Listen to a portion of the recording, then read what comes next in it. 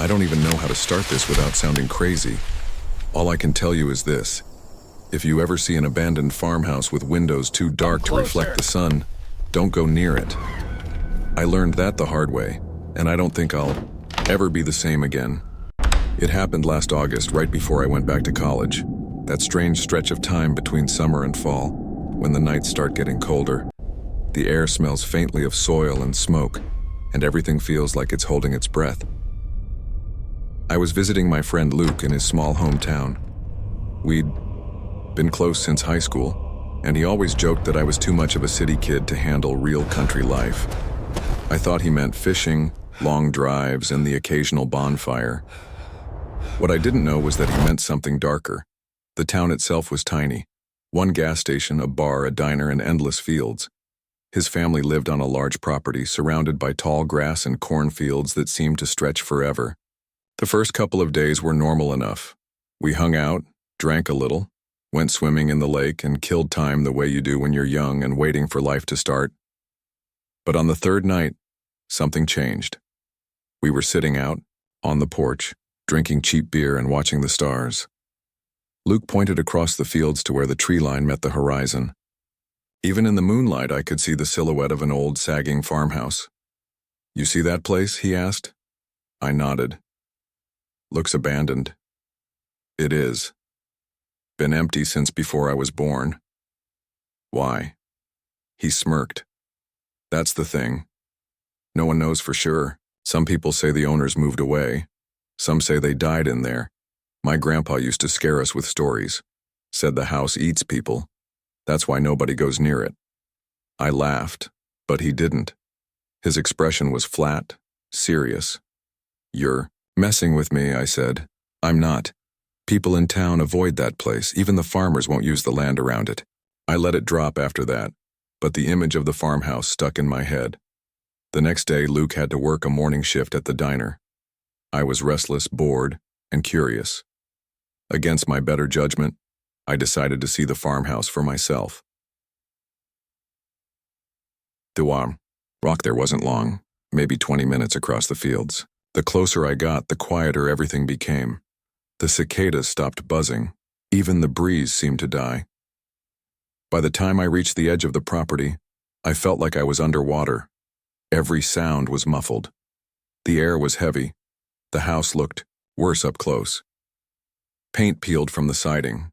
The porch sagged, and the front door hung slightly open. The windows were so dark it was like they'd been painted black. I don't know why I did it, but I stepped onto the porch. The wood groaned beneath my weight. A smell hit me, something damp, rotting, sweet in the worst possible way. Inside, the air was colder. Dust coated everything, but there was no furniture, just empty rooms and warped wooden floors. At first, I thought the place was just what it seemed, an old abandoned house. But then I heard it. A whisper. It came from upstairs. I froze. My first thought was that maybe some squatter was living there or kids had broken in. But the whisper wasn't like a voice I could recognize. It was too faint, too layered, like multiple voices speaking at once, low and fast, against every instinct.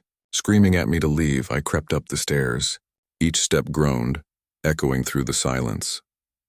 At the top, the hallway stretched out, doors on each side. The whispering grew louder, coming from the last room. I swear I told myself I wouldn't go in. I swear I meant it. But my feet kept moving, like I wasn't in control anymore. I pushed the door open. The room was empty, except for the walls. Every inch was covered in black markings, symbols, circles, lines. Some were carved into the wood, others smeared like they'd been drawn in ash or soot. The whispering was deafening now. Not in the air, inside my head, like the walls were speaking directly into me. I stumbled back, clutching my ears. My vision blurred. For a moment, I saw something in the corner, just a shape, darker than the shadows, moving toward me. That broke whatever spell I was under. I bolted. I don't remember how I got out. I just remember sprinting across the field, gasping, like I couldn't breathe. When I finally looked back, the farmhouse was gone. I swear to God, it wasn't there. Just open field and trees. I stood there shaking, certain I had lost my mind. By the time I made it back to Luke's house, I tried to convince myself I'd imagined it. Maybe heat stroke, dehydration, or just too much beer from the night before. But that night I woke up to the whispering again. Not in the house, inside my head. When I opened my eyes, there was dirt on my sheets. My shoes by the bed were muddy. My fingernails were black, packed with soil, and carved into my arm in shallow lines like I'd done it to myself was one of those symbols from the farmhouse wall. I didn't tell Luke. I couldn't. I left the next day, making up some excuse about needing to pack for college. But ever since, things haven't been the same. At night, I still hear the whispers. Sometimes I wake up standing at my window, staring out at nothing, hands covered in dirt. Last week, I checked the map of his town on Google Earth. The farmhouse is there, clear as day. But when I called Luke and asked him about it, he said there's nothing past the field, just trees. Like the house only exists for me now, and the whispers are getting louder. I've told myself 100 times not to think about that night, but it's burned into me. It happened the last weekend of August, 2 summers ago. I don't know if you'll believe me. Hell, half the time I don't believe myself. But I know what I saw and I know what I heard. And I know that whatever lives in that lake, it isn't human. I grew up in a small town in upstate New York. Summers meant bonfires, late-night drives, and swimming in Lake Merrow. Everyone swam there. It wasn't fancy. It was just a big, dark stretch of water surrounded by forest. But it was ours. Parents warned us not to go too far out because the lake was deeper than anyone could measure. But we never listened. That year, I was 19, about to start my sophomore year of college. My best friend Hannah was leaving for another state, and she wanted one last night at the lake before she left. Just the two of us. No parties. No crowds. We went at dusk, carrying a blanket, a flashlight, and a cooler of cheap drinks. The air smelled like pine and wet soil, and the surface of the water reflected the sky, streaks of purple fading into black. We spread the blanket on the shore, drank, laughed, talked about how different life would be once she moved. It felt bittersweet, the end of something I couldn't name. When it got dark, she suggested a swim. I hesitated. Something about the lake at night always unsettled me. It wasn't just the water. It was the silence. No frogs, no crickets. Just stillness, like the forest was holding its breath. But I didn't want to seem lame, so I agreed. We stripped down to our swimsuits and waded in. The water was shockingly cold. My skin prickled, and the farther I went, the more I felt something strange beneath my feet. Not mud, not rocks, just soft and shifting, like silt that swallowed my toes. We swam out until the shore was a faint outline. Hannah laughed, splashing me, her voice echoing too loudly across the water. "See? Nothing to be scared of," she said. I wanted to believe her. Then I felt it. Something brushed my ankle. Not a fish, not weeds. Fingers. I kicked hard, twisting in the water, but there was nothing, just ripples spreading out in the dark. Hannah noticed my panic and swam closer. "What is it?" "Something touched me," I said, my voice shaking. She smirked. "Probably a base." But then it happened again. This time higher, my thigh. And it didn't feel like a graze. It felt like a hand gripping, then letting go. Thrashed, splashing water. Hannah's smile faded. "We should go back." But before we could move, the water around us shifted, like something massive was rising beneath us. I don't know how to describe it. The lake hummed, a low vibration, not in the air but inside my bones. Hannah gasped and grabbed my arm. Then the surface broke. Not with a splash, but with silence. A shape rose out of the water just a few feet away. It looked human at first. Pale skin, long wet hair plastered to its face. A woman. But as it lifted its head, I realized its eyes were wrong. Too large. Black. Endless. No whites. No pupils. Just holes in its mouth stretched open, not like a scream, but like it was smiling. Water poured from its lips. Hannah screamed. The sound echoed across the lake, but the figure didn't flinch. It tilted its head, studying us like we were prey. "Swim!" I shouted. We kicked toward shore, arms flailing, but the water dragged at us like it had thickened. Every stroke felt slower, heavier. Behind me, I heard Hannah choke. When I turned, she wasn't swimming anymore. Something had her. Her body jerked, dragged down, bubbles breaking the surface. I screamed her name. Her hand broke the water, reaching for me. I grabbed it, pulling with everything I had. But it was slick, cold, not like her skin at all. When I looked closer, I realized it wasn't Hannah's hand I was holding. It was hers. The thing from the lake. Its fingers curled around mine, pulling me toward the black water. I let go. I didn't mean to. My body just reacted. The next second, Hannah was gone. I don't remember getting to shore. I don't remember running through the forest, branches tearing at my skin. I just remember collapsing on the road, sobbing, screaming until headlights blinded me. A car stopped. An older couple. They wrapped me in a blanket, drove me to the sheriff's office. I told them what happened, but the words sounded insane even as they left my mouth. The sheriff and a search team went out the next morning. They found our blanket, the cooler, our clothes, but no sign of Hannah. The lake was dragged for days. Divers went down, but the bottom was just silt and darkness. Nothing came up. No body. Her parents never forgave me. Neither did mine. It's been 2 years. I don't swim anymore. I barely sleep. Sometimes I wake in the middle of the night and taste lake water in my mouth.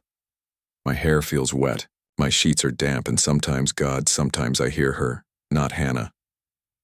Her. The woman from the lake. She whispers my name in the dark. A gurgling sound like water rushing down a drain. And I know, one day soon, she'll pull me back to finish what she started. Because when I dream now, I'm not in my bed. I'm in the lake, and Hannah's there too. But she doesn't look like Hannah anymore. People always talk about summer camp like it's supposed to be the best part of your childhood, but no one ever talks about what happens when the woods don't want you there. This happened the summer after my junior year of high school, at a place called Camp Ashwood. It was supposed to be a classic end-of-summer deal, one last week before school started again. Campfires, swimming, hiking, all that. My parents thought it would be good for me. They had no idea. The camp was deep in the forest, surrounded by pines so tall you could barely see the sky. The cabins were old, built decades ago, and everything smelled like mildew and smoke. At first it was fine. I made a couple of friends, spent most of my time with a kid named Marcus and a girl named Emily. Nights were loud with laughter, the counselors pretending to scare us with ghost stories. But then things started shifting. The first time I noticed something was wrong was during a late-night hike. Our counselor led us along the trail, flashlights bobbing. At some point I felt it, that sensation of being watched. I turned my flashlight off for a moment just to test myself. That's when I saw it, between the trees. A figure, not a person, not exactly. Too tall, too thin, darker than the night itself. It didn't move. It just stood there, watching. When I blinked, it was gone. I told myself I was imagining it, but then Marcus saw it too. The next morning, he was pale, quiet.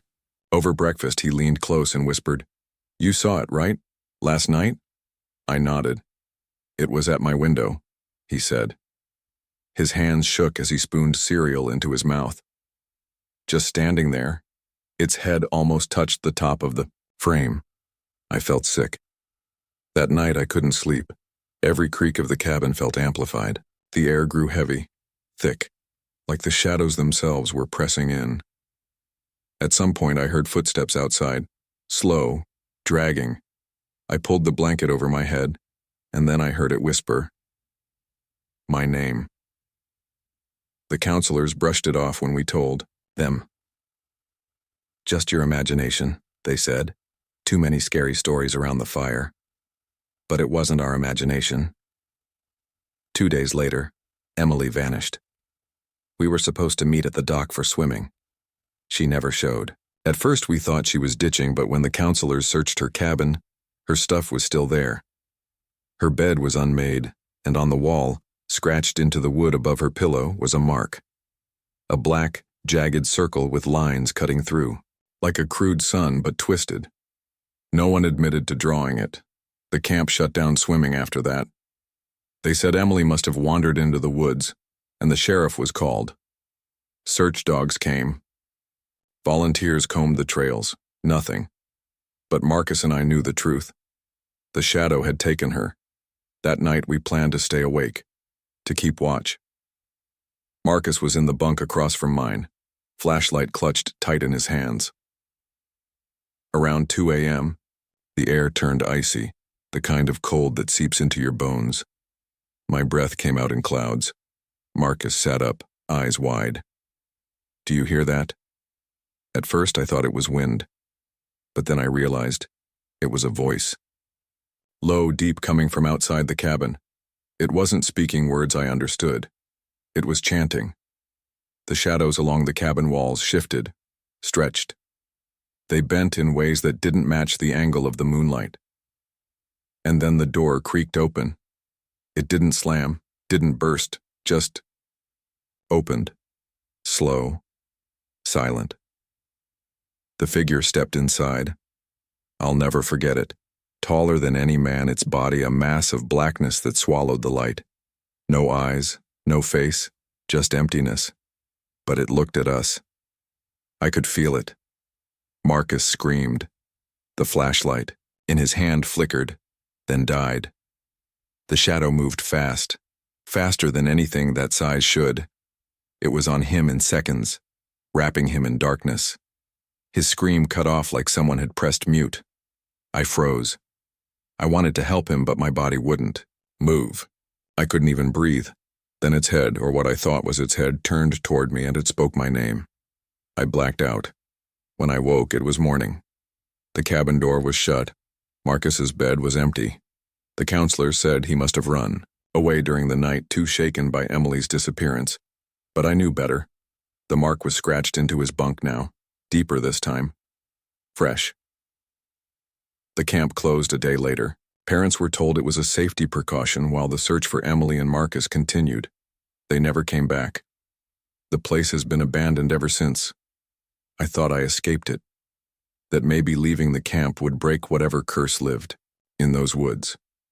But last week, as summer ended again, I woke in the middle of the night. My room was dark, my window open, and on the wall above my bed, scratched deep into the paint, was that same twisted sun. I don't think it's bound to the camp. I think it's bound to me, and the shadows in my room are growing darker every night.